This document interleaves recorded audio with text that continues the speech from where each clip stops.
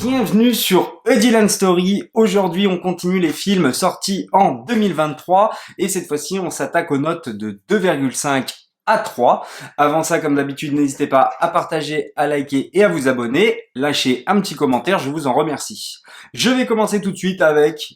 Voilà, vous l'aurez compris, Transformers, les Decepticons de Steven Caple Jr. qui avait réalisé le moins bon des Creed, le deuxième opus, où je trouvais qu'il n'y avait pas ce côté mise en scène du 3 de Michael B. Jordan qui était fort intéressant, et surtout du premier qui avait ce magnifique combat de boxe en plan séquence qui était vachement bien. Bref, je reviens à Transformers Rise of the Beast, qui fait suite d'ailleurs à Bumblebee, qui n'est pas dans l'univers, enfin moi en tout cas c'est comme ça que je le comprends, des Transformers de Michael Bay. Michael Bay, reviens s'il te plaît, je veux tes plans, 1000 plans par seconde, c'est parfait quoi, ça lui va très très bien. Non, là faut dire que moi j'accroche pas, et j'ai moins bien aimé que Bumblebee, déjà que Bumblebee, hormis sa scène d'intro, qui était franchement vachement bien, vachement cool, et John Cena, parce que voilà, quand même, John Cena, il a une certaine prestance, quoi, voilà, c'est quelqu'un. Là, il n'y a aucune prestance, il y a rien, que dalle, nada. On passe complètement à côté, je trouve. Et, voilà, il y avait au moins ça, et là, franchement, il y a rien, quoi. Moi, je préfère largement la mise en scène de Michael Bay, et c'est 1000 plans minutes. Voilà, visuellement, c'est propre, mais j'ai envie de vous dire, en 2007, avec le Transformers, regardez le Transformers de Michael Bay, visuellement, les effets spéciaux, tout ça, mais c'est hyper bien fait, franchement, ça marche de dingue. Donc là, oui, c'est vraiment immersif, tu as l'impression vraiment qu'ils sont présents, certes, mais ça s'arrête à là. L'histoire, bon, voilà, je suis un petit peu passé à côté, j'ai trouvé ça longuet, c'est pas très très drôle, les acteurs sont complètement oubliables, donc voilà. Et puis, il y a encore ce truc de vouloir refaire un multivers encore ultime, puisqu'à la fin, on comprend qu'il y a les personnages de G.I. Joe que je connais absolument pas, enfin voilà, voilà, je sais pas pourquoi ils veulent tout mélanger, on va encore avoir un multivers avec un film G.I. Joe, où à la fin il y aura Transformers, et puis après on va faire Transformers versus G.I. Joe, voilà, comme Godzilla, etc. Par exemple, je vais prendre le Conjuring verse. Il va pas y avoir un film ultime avec tous les démons, etc. Enfin voilà, c'est par-ci, par-là, il y a des personnages qui apparaissent à droite, à gauche, qui font partie du même univers, c'est tout, ça s'arrête là. Et c'est sympathique, et c'est des petits clins d'œil, tout ça. Parfois, les personnages parlent un petit peu plus, voilà, les Warren apparaissent par exemple dans Annabelle, je dis n'importe quoi, mais ça va quoi. Mais là, c'est poussé, c'est forcé, je trouve, tout ça. Et donc, ils veulent copier absolument le MCU qui n'a pas de bons chiffres actuellement, donc je ne sais pas si c'est ce qu'il faut faire absolument. Enfin voilà, bon. Transformers Rise of the Beast, moi je suis passé à côté. Ça reste propre visuellement, on ne s'ennuie pas non plus totalement, il y a des bons passages, mais voilà. 2,5. J'enchaîne ensuite avec, Monsieur Asteroid City, Monsieur Wes Anderson, où ça y est, là, j'ai essayé plusieurs fois. Oui, à ce casting XXL, à chaque fois, tout ça, c'est cool, des grands acteurs, Scarlett Johansson, Tom Hanks, Bryan Cranston, Jeffrey Wright, et j'en passe et des meilleurs, Tilda Swinton, par exemple. Le problème, c'est que là, vraiment pour celui-ci, un peu moins pour The Grand Budapest Hotel quand même, oui, il y a la mise en scène. Donc on va nous mettre en scène une pièce de théâtre qui nous est racontée par Bryan Cranston, qui est le point positif peut-être du film. Il joue très bien son rôle de conteur, je trouve. Mais du coup, nos personnages vont rencontrer un extraterrestre, et on va dire que leur vie va être remis en question, entre guillemets, par cet extraterrestre. Je ne sais pas ce qu'ils cherchent à faire, en fait, si ça se veut drôle, dramatique. Moi, ça m'a ni fait rire, ni ému. Et c'est ça le problème, justement, c'est que tous ces acteurs qui sont bons, on va pas se cacher, Edward Norton, tout ça, ils ne transmettent aucune émotion, en fait. Voilà, pour moi, ils ne transmettent rien. Je n'ai rien ressenti à l'écran de leur part. Et donc, voilà, moi, je passe complètement à côté de Wes Anderson. Et du coup, c'est bon, j'ai décidé que j'arrêterais d'aller voir ces films, parce qu'à chaque fois, j'y allais pour son casting. D'ailleurs, il y a Margot Robbie aussi dedans. C'est peut-être ça qui m'a poussé le plus à aller voir le film, même si elle apparaît, 2 secondes, Mais du coup, voilà, c'est un petit peu dommage de ce côté-là.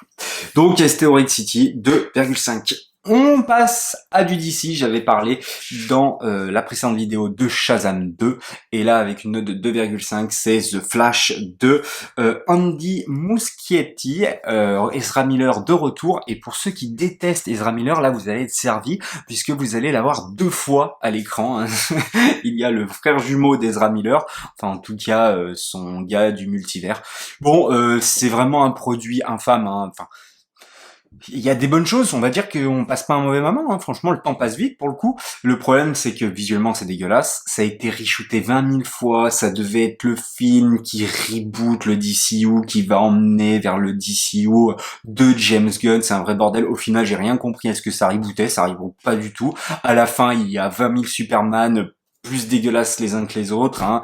Au lieu de faire venir Henry Cavill et Nicolas Cage pour de vrai, non, tu nous les fais à l'ordi dégueulasse, enfin, tu sens que ça a été fait à la dernière minute.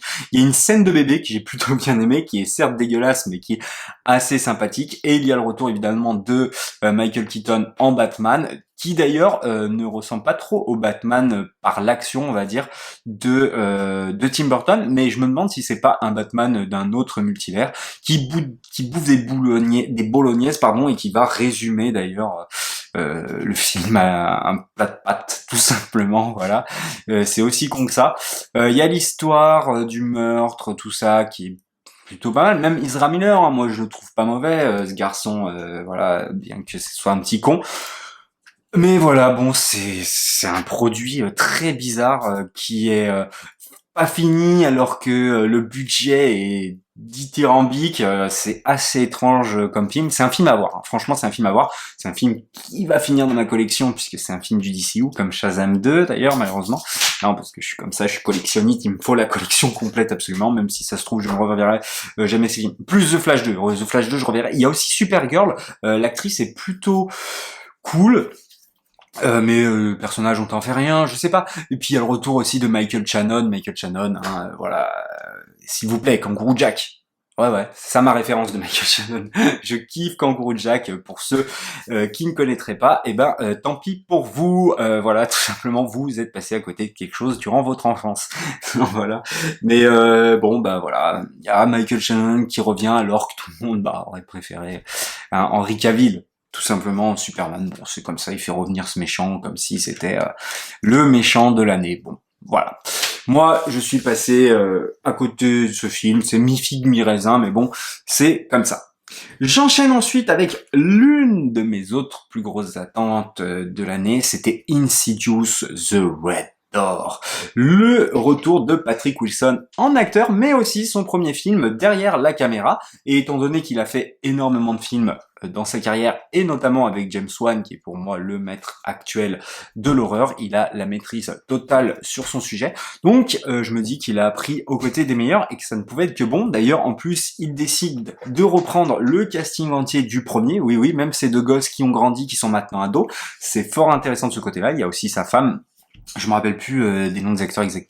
D'ailleurs, Insidious, qui est l'un de mes films d'horreur préférés, parce que voilà, il arrive à t'installer une putain d'ambiance, et ce n'est pas du tout des jumpscares comme certains pourraient l'insinuer. Non, il t'installe une ambiance, et puis il retrouve le démon aussi du premier, hein. Donc le speech, c'est on est tant d'années après les événements du premier. Je crois pas qu'il il prend même pas en compte le 2, je crois, hein, ça, je crois pas.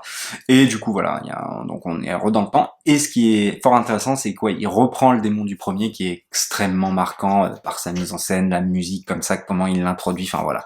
Franchement, c'est vachement cool, je trouve. Et par contre, le film se casse un petit peu la gueule parce que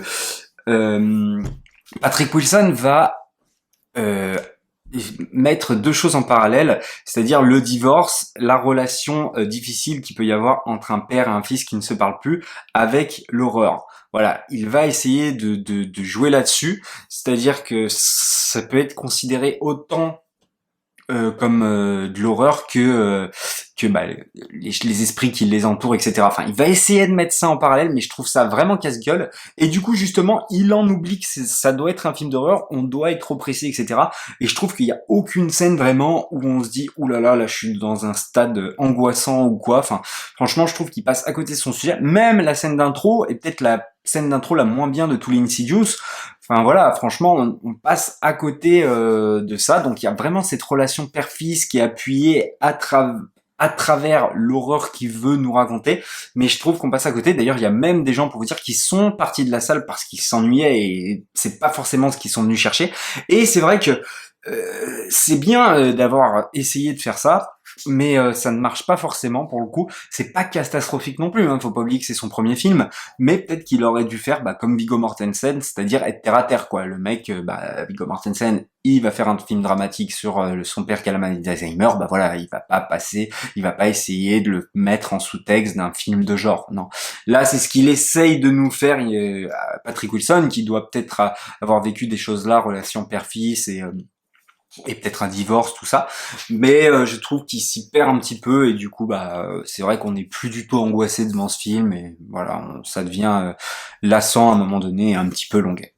Voilà pour Insidious The Red Door. J'enchaîne ensuite avec Evil Dead Rise de Lee Cronin, dont c'est l'un de ses premiers films, donc encore un réalisateur qu'on met sur une grosse machine. Non, mais là encore ça va, parce que c'est vrai que Rémi, vous direz c'était personne à l'époque, et puis il a fait ça avec que dalle, hein, donc ça va un petit peu dans la continuité.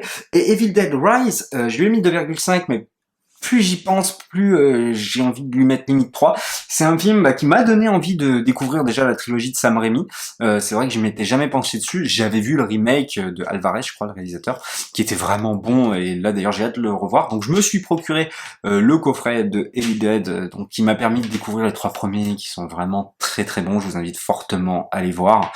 Franchement, ils sont tous plus des excellents que les autres, même si j'ai peut-être une préférence pour le premier ou le 2, ça dépend selon mes envies, soit de pure horreur ou d'horreur comédie, bref. Et là, le film fait le parti pris de nous faire un film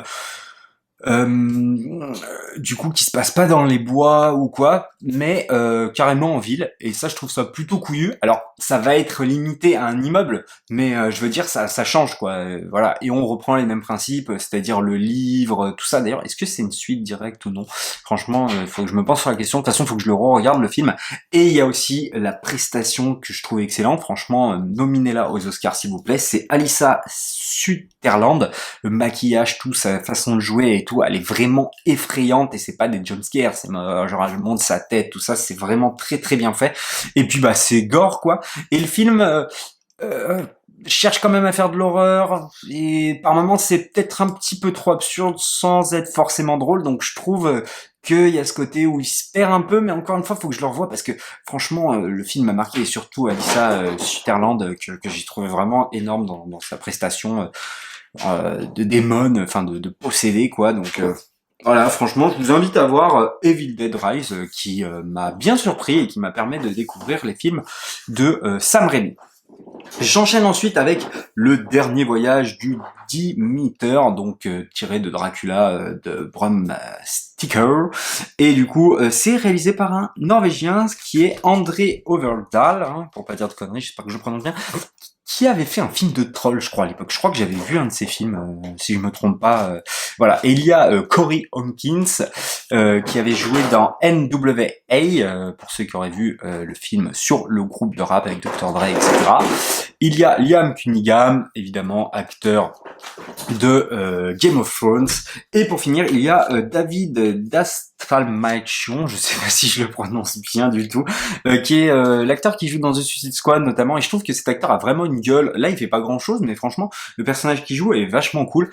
Bref, je lui ai mis 2,5. Ça aurait pu être vraiment génial. J'aime beaucoup l'intro de ce film. Je trouve qu'on est vite plongé dans l'ambiance de l'époque déjà. Voilà, le fait qu'ils vont devoir faire un long voyage avec une bestiole, c'est vachement cool. Le bateau est vachement bien fait. Bon, après ça arrive des années après Pirates des Caraïbes, etc. Aujourd'hui on est capable quand même de faire ça. Il y a un bon casting. Et c'est vrai que le film se casse vite la gueule, il y a beaucoup de morts hors champ, on ne veut pas vraiment nous montrer la bête, mais on nous la montre, et finalement quand on nous la montre, les exécutions ne sont pas très jouissives, je trouve.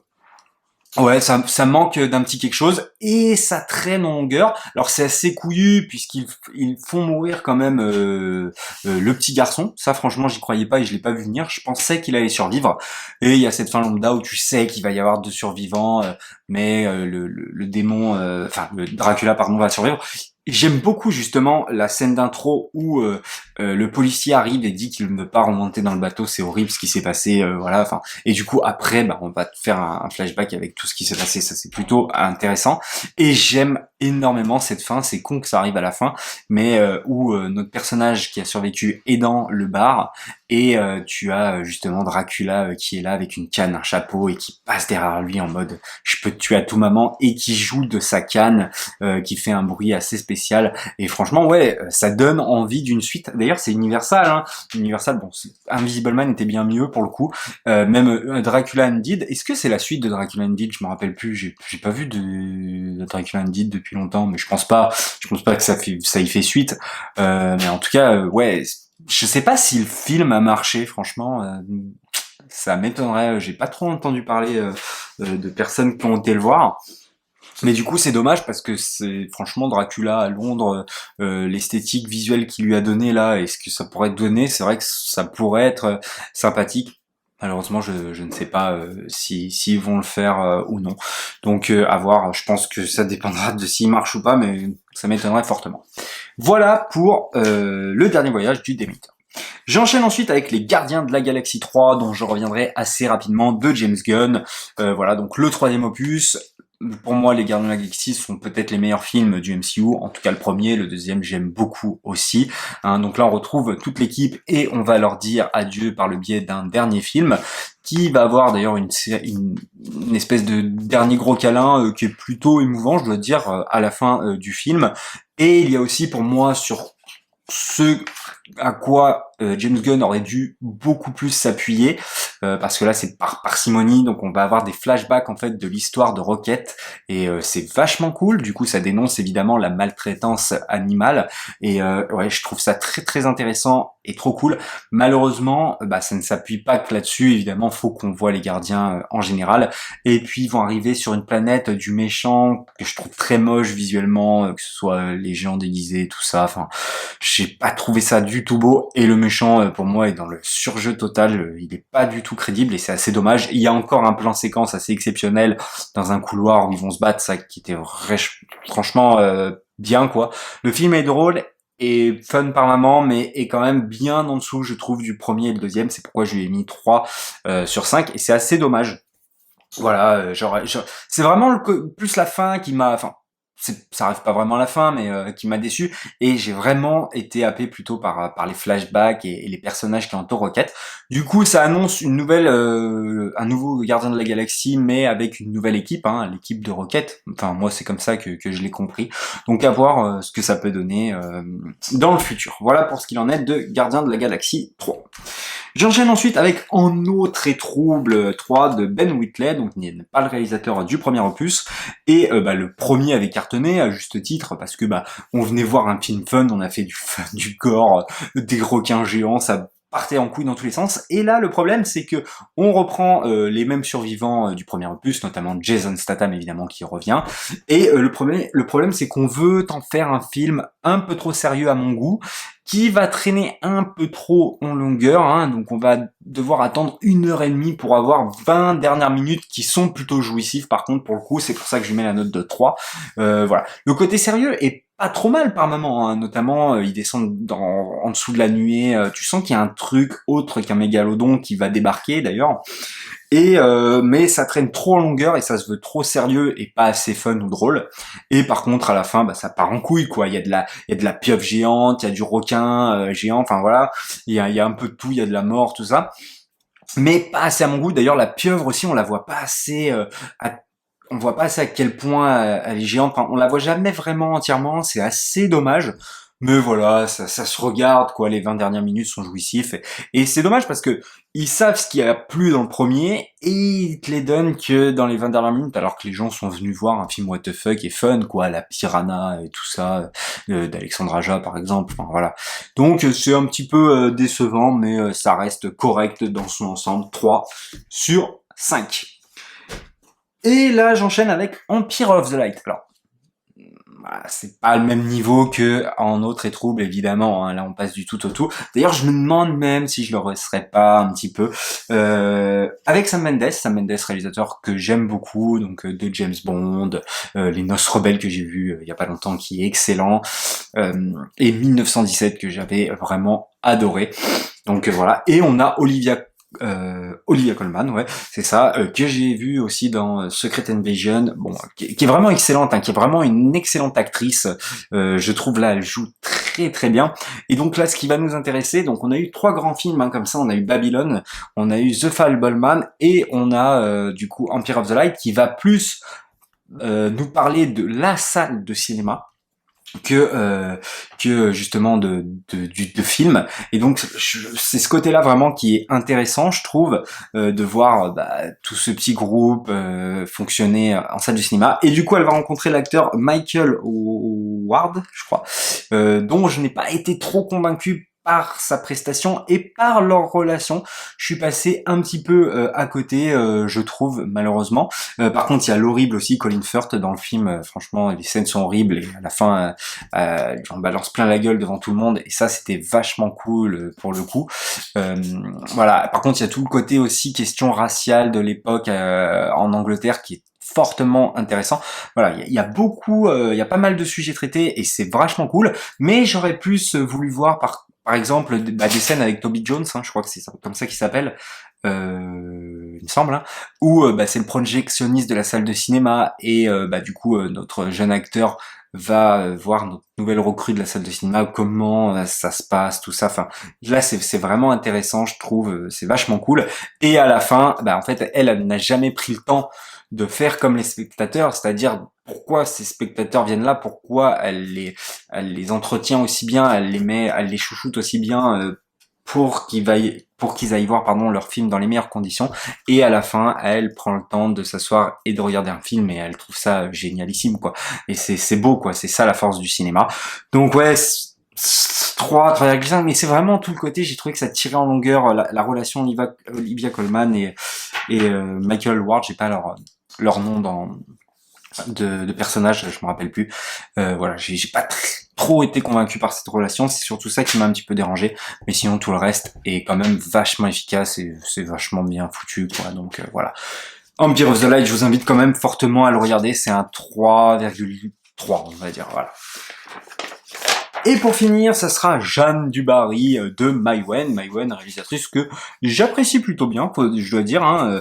Le film se fait plutôt défoncer, alors ça a une bonne note moyenne, notamment sur Allociné, je crois que c'est à 3,5, 3,6. Moi j'ai plutôt trouvé ça pas mal. Je sais pas ce que les gens sont venus voir, mais en tout cas je ne connaissais pas moi forcément cette histoire. Donc ça m'a plutôt ça m'a plutôt plu, j'ai trouvé ça plutôt intéressant de voir comment cette relation entre Jeanne du Barry et Louis je sais plus combien allait finir.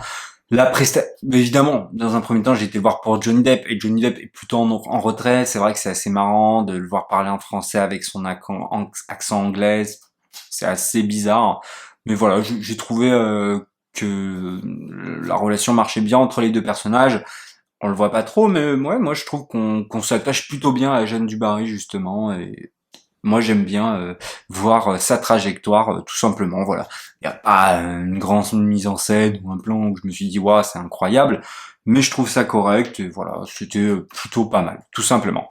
Voilà pour ce qu'il en est des notes de 2,5 à 3. N'hésitez pas à me dire encore une fois si vous êtes d'accord avec moi pour les notes ou non, qu'est-ce qui vous a plu ou pas, dans les commentaires comme d'habitude. Likez, partagez, abonnez-vous, et puis nous on se dit à la prochaine pour une prochaine histoire.